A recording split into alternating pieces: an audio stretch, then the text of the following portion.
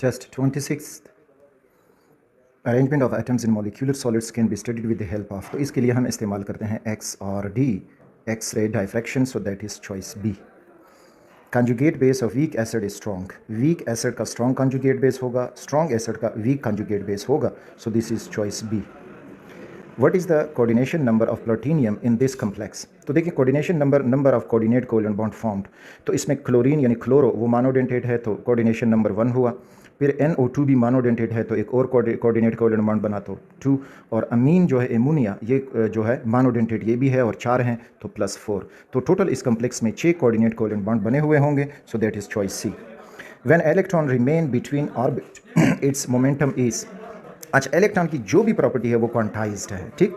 तो quantized quantized, उसकी energy quantized, उसका मोमेंटम क्वांटाइज्ड, उसका स्पीड क्वांटाइज्ड। तो ये intermolecular distance is larger in. अच्छा, इंटरमोलिक्यूलर डिस्टेंस जो है, आयोनिक कंपाउंड दिए गए हैं, आइंस स्ट्रॉन्ग अट्रैक्टिव फोर्स रखते हैं, कोवेलेंट कंपाउंड्स तो वो थोड़ा सा वीक है, और फिर सॉलिड और जो है। तो अब यहाँ पे कहते हैं कि इंटरमोलिक्यूलर डिस्टेंस इज़ लार्जर। तो रिमेंबर बस सिंपल बात, gas larger intermolecular distance than liquids and liquids larger molecular distance than solids according to KMT. So liquid is here in option. Ionic compound solid भी हो सकता है, covalent compound solid भी हो सकते हैं, तो इस वजह से liquid compared state compare करने थे। In balancing redox equation the first thing is it to write the skeleton equation। जो unbalanced equation होगा वो पहले आप लिखेंगे, so this is choice B. Joule is the unit of. तो जूल हम एनर्जी का यूनिट है, तो हीट एनर्जी बस सिंपल वर्क, तो सब के लिए हम इसको इस्तेमाल कर सकते हैं जूल को।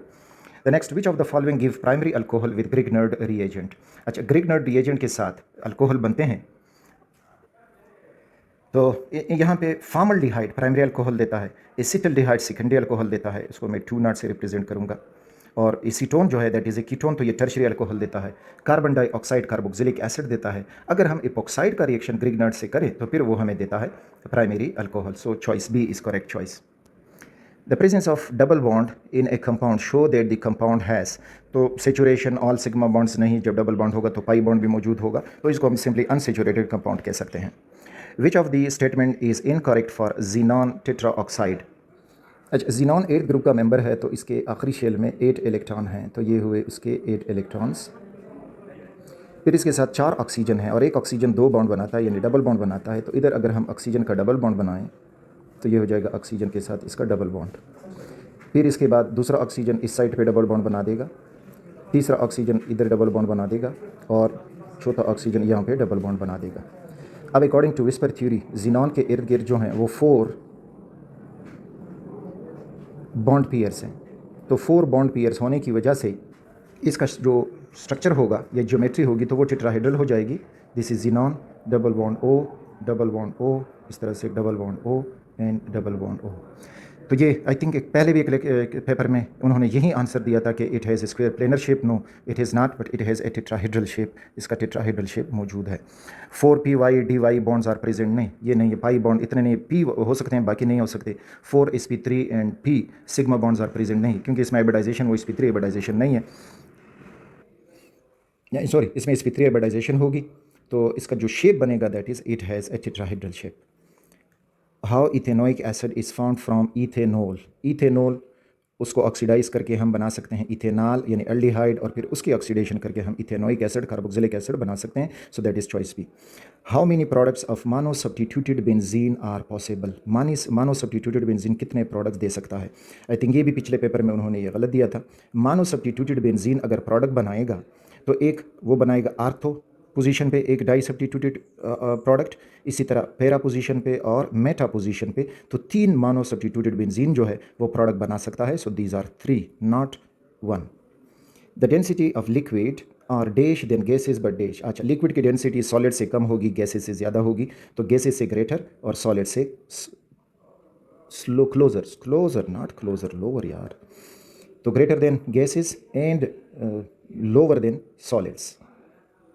यहाँ पे ग्रेटर अजीब बात है, क्लोजर ये लिख चुके हैं, so this is choice B. When rate of reaction is measured by the amount of radiation absorb it is called. अच्छा, तो ये जब हम रेडिएशन की स्टडी करते हैं तो इसको कहा जाता है स्पेक्ट्रोस्कोपी या spectrometry, so choice D is here. Aldehyde can be oxidised by. तो अल्डिहाइड जो हैं वो strong oxidising agent like K2Cr2O7 भी उनको ऑक्सीडाइज कर सकता है, HNO3 भी कर सकता है, टॉलरेंस रिएजेंट भी कर सकता है. सो all of this is the correct option.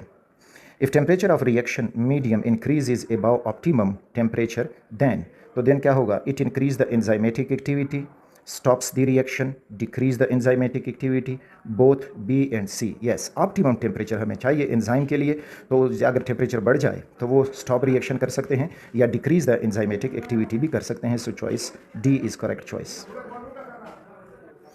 That is choice B. D, sorry. Carboxylic acid reduction to alcohol can be achieved by using hydrogen and nickel. ये कैटालाइटिक रिडक्शन करने से पैलेडियम और carbon, yes, इससे भी हम कर सकते हैं. सोडियम बोरोहाइड्राइड से भी कर सकते हैं, और लिथियम. लेकिन अब वो कह रहे हैं कि कार्बोक्सिलिक एसिड, तो कार्बोक्सिलिक एसिड जो है प्रायोरिटी लिस्ट में सबसे टॉप पे हैं, तो इस वजह से उनको एक स्ट्रॉन्ग ऑक्सीडाइजिंग एजेंट हम इस्तेमाल कर सकते हैं, that is lithium aluminium hydride. So this is the best choice. Phenol is stronger acid than, तो फिनोल जो है कार्बोक्सिलिक एसिड से वीक एसिड है, एसिटिक एसिड भी वही है, नन ऑफ दीज नहीं, तो वाटर से इसकी एसिडिटी स्ट्रॉन्ग है, strong acid than water. In IUPAC nomenclature carboxylic acid are named as, तो named as alkanoic acid. Compound having benzene ring are called as aromatic compounds. The SI unit for work is joule, very simple. During SN1 mechanism, nucleophile can attack on the halogen carbon. तो SN1 unimolecular substitution, nucleophilic substitution reaction है, और first step में जो planar carbocation बनता है, this is that planar carbocation. तो nucleophile इसको किसी साइड से भी अटैक कर सकता है, उस साइड से जिससे हेलोजन निकलेगा, या हेलोजन के बैक साइड से भी आ सकता है. So from both sides. In the addition of sodium bisulfate to carbonyl system, which of the following is nucleophile? तो जब हम ये रिएक्शन बाइसल्फाइड का देखते हैं, तो इसमें जो सल्फाइट आयन है ये एज ए न्यूक्लियोफाइल आके कार्बोनिल कार्बन पे अटैक कर जाता है. What is the range of azimuthal quantum number? तो azimuthal quantum number उसका रेंज 0 से शुरू होके प्रिंसिपल क्वांटम नंबर -1 तक जाता है. सो 2n-1 in choice C. Alkyl halide react with sodium lead alloy. Which of the following is correct formula of tetramethyl lead? तो tetramethyl lead ये होना चाहिए मिथाइल, तो दैट इज CH3, टेट्रा तो whole 4 और फिर लेड, तो CH3 होल 4 और टेट्रामिथाइल. अच्छा, ये CH4 लिखा है, तो यहाँ पे CH3 whole 4 Pb, so that is no. Over here D में देखें CH3 होल 4 और Pb, so this is the correct choice, not that one. Tetramethyl lead का कहा है, नॉट इथाइल लेड. ठीक, tetramethyl lead. The gap in first, second and third ionization energy values help us to guess. अच्छा, to guess valency, यानी अगर हम sodium को देखें तो सोडियम से पहला इलेक्ट्रॉन, ये सपोज करें ओवर हियर ये एनर्जी हो गई, पहला इलेक्ट्रॉन लोवेस्ट एनर्जी पे निकल जाता है, दूसरा इलेक्ट्रॉन फिर बहुत ही हाई एनर्जी पे निकलेगा. तो इसका मतलब है कि सोडियम एक इलेक्ट्रॉन आसानी से दे सकता है, इसकी वैलेंसी एक ही है. इसी तरह अगर हम मैग्नीशियम को देखेंगे तो मैग्नीशियम में पहला इलेक्ट्रॉन फिर दूसरा इलेक्ट्रॉन, लेकिन तीसरा जब निकालेंगे तो आयनाइजेशन एनर्जी बहुत ज़्यादा हो जाएगी. तो इसका मतलब हो जाएगा मैग्नीशियम जो है वो डाईवैलेंट है. इसी तरह अगर हम एल्यूमिनियम की तरफ चले जाएँ तो एल्यूमिनियम से पहला इलेक्ट्रॉन, दूसरा और तीसरा, लेकिन चौथा निकालेंगे तो बहुत ज़्यादा एनर्जी रिक्वायर्ड होगी. तो इस वजह से वैलेंसी ऑफ एन एलिमेंट इससे हम ईजिली मालूम कर सकते हैं. The partial pressure exerted by the water vapour is called, तो वाटर वेपर हैं तो इसको हम एक्वियस टेंशन भी कह सकते हैं. So that is aqueous tension. Decomposition of water into hydrogen and oxygen is a reversible reaction. ज़रूरी नहीं है कि रिवर्सिबल हो, ओपन कंटेनर में इसको कर सकते हैं. एंडोथर्मिक रिएक्शन, येस, बॉन्ड इसमें टूटेंगे. Exothermic reaction no, oxidation reaction no. तो यहाँ पे है endothermic reaction. In a homologous series, adjacent members differ by CH2 unit या मिथाइलिन यूनिट. सो CH2 यूनिट होना चाहिए यहाँ पे A में, और B में CH2. So this is choice B is correct. यहाँ पे आई थिंक CH3 है, so it's not the correct option.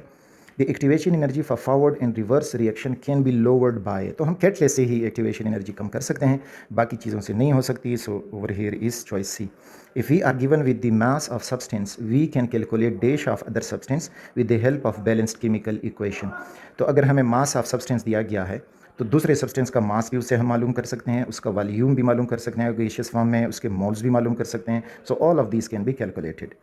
Greater the mass of gas taken, greater will be the slope of straight line, because greater dash greater will be volume occupied. तो क्योंकि जब हम greater mass लेंगे तो greater मास से उसके number of moles ज़्यादा होंगे, और नंबर ऑफ मोल्स जो हैं वो ज़्यादा वॉल्यूम ऑक्यूपाई करेंगे. सो that is pressure inversely proportional है.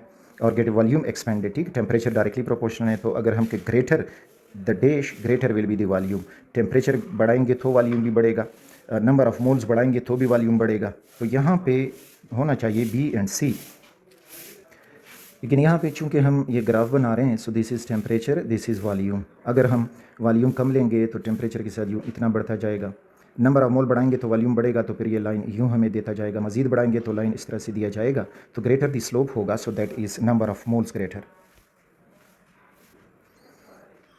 इन nature fatty acid occur is dash of glycerol. अच्छा, दीज आर लिपिड्स, और लिपिड्स का जो केमिकल डेफिनेशन है तो ester of fatty acid and glycerol, so that is choice C. Which of the following is an example of monocarboxylic acid.